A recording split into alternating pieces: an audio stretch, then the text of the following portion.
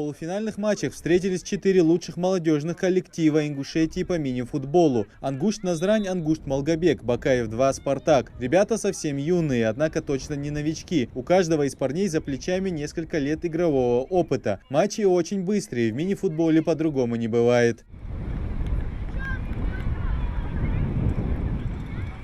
Турнир организован Федерацией мини-футбола Ингушетии. Заявлено 8 команд, каждый тайм по 15 минут. Отличная возможность испытать молодежь и оценить общий уровень развития этого вида спорта в регионе. А для ребят это шанс проявить себя, ведь за победу сражаются не только воспитанники футбольных школ. Это хорошо именно детскому футболу, для нас, для будущего наших детей, потому что в их возрасте нет разницы мини-футбол или взрослый футбол. Это как раз таки переход с мини-футбола на взрослый футбол, и мы их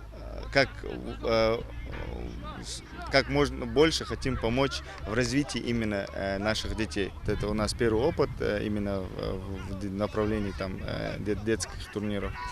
Идея пришла, мы поговорили с спортивным клубом «Чингиз», директором Джабраил Барахоев.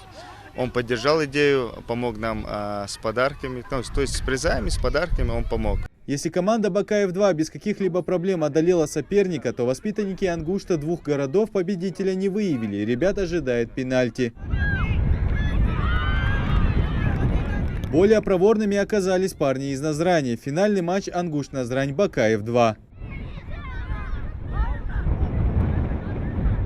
Матч выдался спокойным, финалы обычно голами не изобилуют. Все же команда Бакаев-2 оказалась более удачливой. Они будут чемпионы до следующего турнира. Победители и призеры получили кубки, медали и грамоты, а также ценные призы и подарки от спортклуба «Чингиз». Идрис Ижиев, Магомед Дарсигов, Новости 24.